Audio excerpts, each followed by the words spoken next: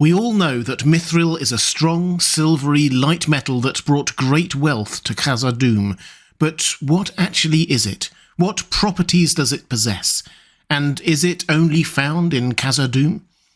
Hi everyone, this is Robert. Welcome to Deep Geek. On this channel we do deep dives, explanations and discussions about the world of The Lord of the Rings, as well as the best of other great fantasy books and TV shows like A Song of Ice and Fire and The Witcher.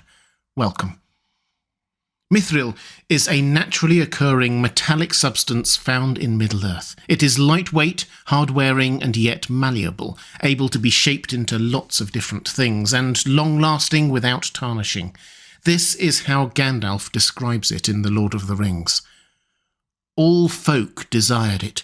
It could be beaten like copper and polished like glass, and the dwarves could make of it a metal, light and yet harder than tempered steel. Its beauty was like to that of common silver, but the beauty of Mithril did not tarnish or grow dim. In other words, it could be and was used to create some of the most beautiful treasures in the world because it could be moulded so easily and did not tarnish or grow dim. But it could also be used for the most practical of purposes, in weaponry and armour and in construction, making them strong and yet lightweight. The most famous use of Mithril in the Legendarium is probably Bilbo's Mithril mail shirt. Frodo wears it under his shirt for most of the story, and it saves his life when he gets struck by an orc spear. This is a good example of Mithril in action. The fact that Frodo wears it all that time without anyone noticing shows how lightweight and thin it is, and obviously shiny but not luminous if nobody noticed it. And the fact that he survives the attack with just a bruise when Aragorn thinks it should have killed him shows how robust it is. It's also beautiful. When Aragorn holds it up in the torchlight, it is described as shimmering like the light upon a rippling sea, and with gems that glittered like stars. One of the 3 elven rings of power, Nenya, the Ring of Water, borne by Galadriel, was wrought of Mithril, as were other works of beauty. One of the heirlooms of the line of kings from Elendil was the Star of Elendil, a jewel set on a fillet of Mithril. And Mithril was so malleable that it could even be woven into the decoration of the banner of Elendil that Arwen made for Aragorn during the War of the Ring.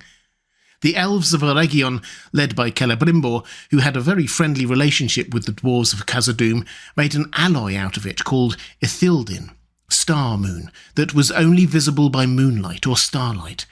Celebrimbor used it to do the design on the west gate of Khazad-dûm. We saw that in the Fellowship of the Ring, and if you want an idea of how hard-wearing the substance was, as well as beautiful, by the time the Fellowship reached the doors of Durin, that intricate design, open to all the elements, had survived for perhaps 5,000 years. It was used too for larger construction works. After the gates of Minas Tirith were destroyed during the Battle of the Pelennor Fields, they were rebuilt by Gimli and the dwarves, using Mithril in part.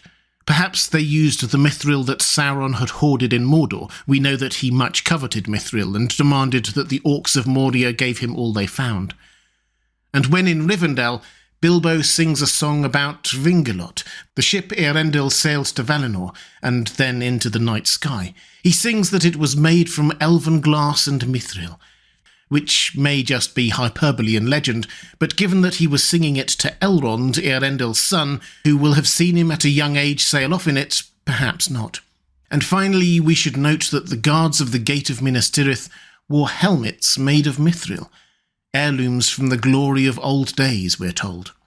All of which suggests that Mithril was quite easy to come by. It wasn't. At least once the dwarves had been thrown from Khazad-dûm by Durin's Bane, supply dried up. The scarcity of Mithril, its adaptability, utility and beauty made Mithril valuable, very valuable. It became a rare commodity and its price skyrocketed. Gandalf estimated it to be worth 100 times that of gold, and that the Mithril shirt Bilbo was given by Thorin, and which he later gave to Frodo, was worth more than the entire GDP of the Shire. Sauron hoarded it in Mordor, and King Tar-Telemaita of Numenor is said to have commanded his servants to ever search for it. While the dwarves had some kind of a monopoly over its production, they grew ridiculously rich. So you may ask, if it was so valuable and rare, How come it was used to build boats and for guard helmets and things like that? Did the dwarves of Khazad-dûm really let all of that mithril out there? Well, there are 2 points here. First, the scarcity and value of mithril only really hit towards the end of the Third Age when the dwarves could no longer mine it. And second, we should probably note that although we often think of mithril as only occurring in the vein of ore under the Misty Mountains, that doesn't seem to be what Tolkien thought. In The Disaster of the Gladden Fields, written after The Lord of the Rings and found in the Book of Unfinished Tales, Tolkien randomly mentions mithril, and there is a curious footnote affirming that that metal was also found in Numenor. Hence, I assume the Gondorian guard helmets being remnants of the glory of Numenor. Most scholars assume that, as Vingalot was part made of mithril, it must also be an Aman for the Valar to use.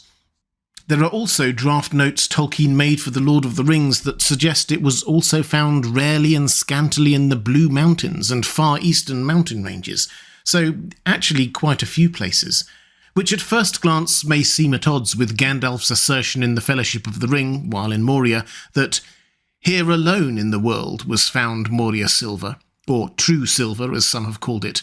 Mithril is the Elvish name. So, was it only found in Moria, or was it in other places too?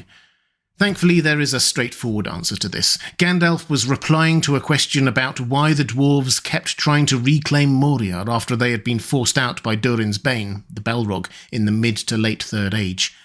Perhaps there had once been mithril elsewhere in the world, in Valinor and Numenor. That's what Tolkien clearly suggested. It may even have been in traces elsewhere, but both Valinor and Numenor were no longer in the world when Gandalf was talking, and the rare and scanty traces elsewhere would soon run out, so he was right that it was to be found nowhere else. Khazad-dûm was always the main place where you could find mithril, and the dwarves were the undoubted masters at mining and manipulating it. In the Second Age it was probably also found elsewhere in smaller quantities. In the Third Age, only Khazad-dûm had open seams. And I like this. Mithril is the source of Khazad-dûm's glory and power, not because the dwarves accidentally stumbled across the only place it was, or because of some deus ex machina imbibing it with special powers from a Silmaril and lightning or whatever. No, Mithril was naturally occurring. It had always been there. It was elsewhere, but because Durin's folk found the best seam and were simply the best at mining and using it, it became their pride. This was one of the things that set them apart, something they achieved on their own without any outside influence.